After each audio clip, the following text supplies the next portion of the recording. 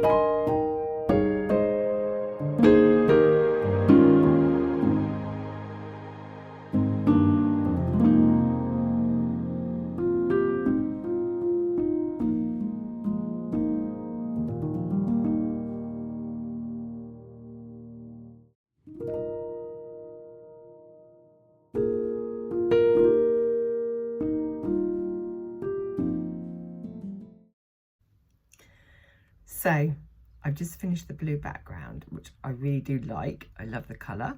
It's used nearly the whole tube of gouache paint, which is a bit of a shame. but hey ho, never mind.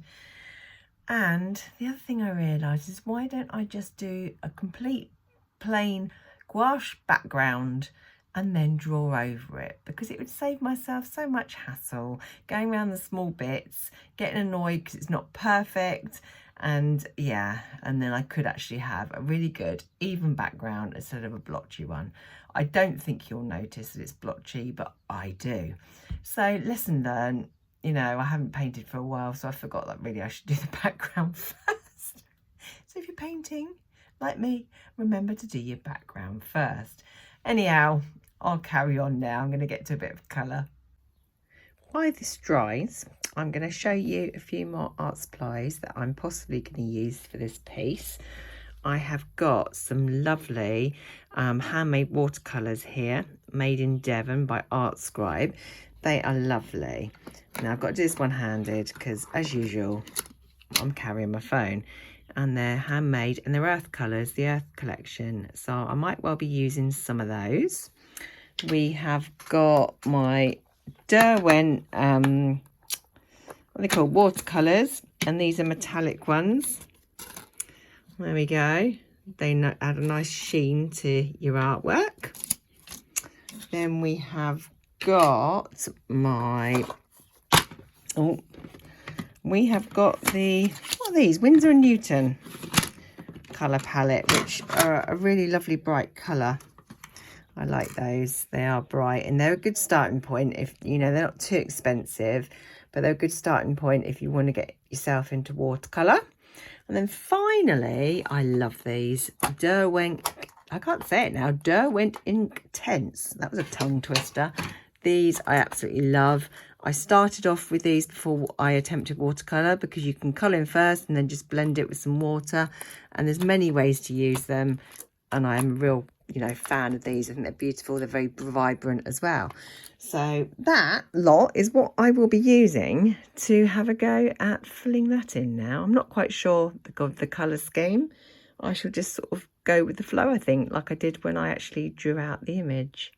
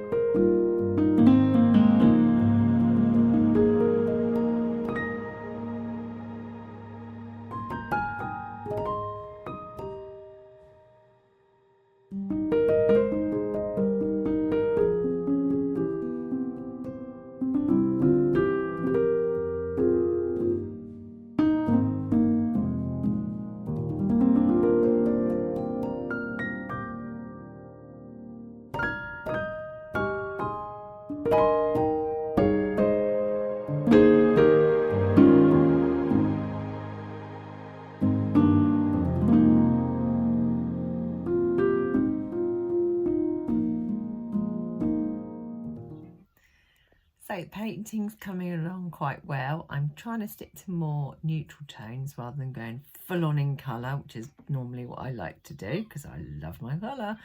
So at the moment we've used Payne's Grey, as you would have seen a minute ago, and now we are using Indigo Blue. So I'll turn you around and then you can have a look to see what it looks like so far.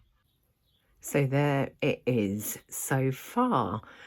As you can see, I'm sticking to a bit of a blue theme, as everything seems to be blue, with a bit of gold, of course. I'm unsure of what colour to go for next. I'm going to take a look at my colour palette and make a decision and paint the next part in. So I got the first layer of watercolour down. I'm not sure what I'm really thinking at the moment. I'm loving the indigo and the Payne's Grey. I quite like the red. Normally I'm a really bright, you know, it'd be pinks, blues, purples and turquoise and all those kind of colours. So these are not really my colours, which could be what I'm struggling with.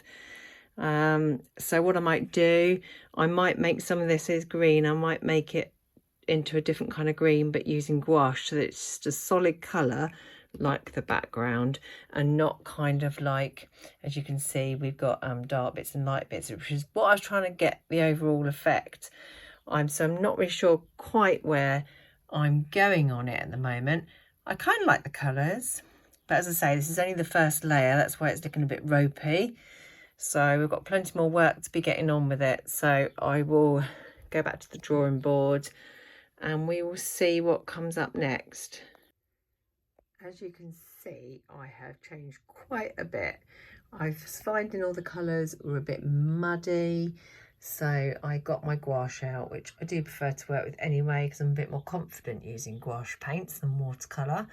And yeah, we've changed the colours, so the green's changed. That's now blue instead of like an olive green. That was blue too. That was kind of black. I did do black around the outside, but I didn't like that. It was too heavy, too dark. So yeah, there it is. But it's not finished yet because now I'm using my black pen to add all the fine detail. I'm going to outline it all, which sort of gives it a bit more of a pop. So I'll show you when the piece is finally complete.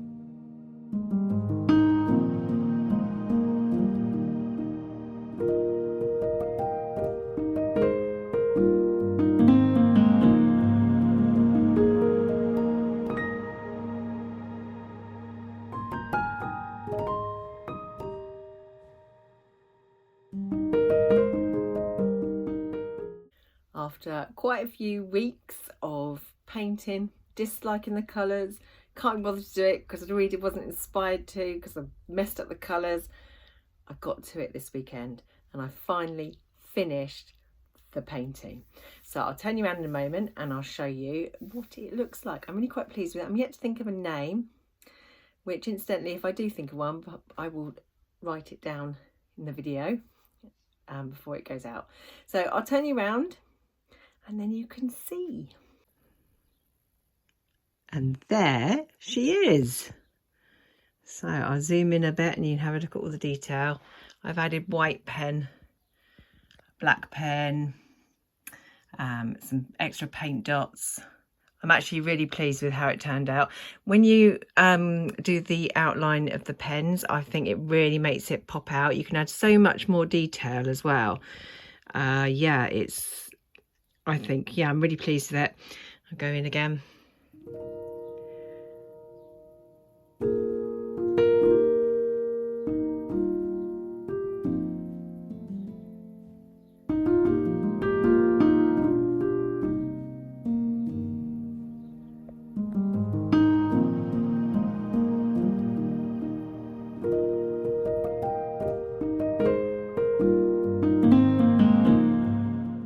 Just a quick insert to the video here. The title says high frequency artwork, healing artwork. You know, you've probably seen crop circles and some people believe that they bring a message. I believe when I was creating my artwork and when I do these sacred geometries, they do express some kind of healing, image, you know, it's hard to put into words. Yeah, some kind of healing or something someone needs from the painting, it gives off a certain positive frequency, and that person will take that into their energetic field. I hope I'm making sense. So by looking at it, you could be receiving some information which may not come through consciously. It could be on a subconscious level, or it could be giving you a certain kind of vibrational healing. Without going too woo-woo, I'm just trying to explain why I called it healing artwork, high frequency. That's sort of where I used to, you know, when I was creating these paintings before, that's what they were very much intended for, because I literally am divinely inspired. I don't know what I'm going to draw. I will sit and it just comes out, and there it is. And as you can see, it's quite a symmetrical pattern. I just keep going with lines and circles like I mentioned earlier in the video. Yeah, so I hope that's making sense what it's all about. If not, just ask me in the comments below and I will try and answer your questions. So that's the end of this week's video. Thank you so much for joining me yet again. I hope you enjoyed this slightly different video, painting for a change as opposed to fibre arts. I haven't really got anything else planned. I'm not inspired, so you'll see me when you next see me. Don't forget to like and subscribe and share to all your friends, please. Thanks a lot for watching. Take care. Bye.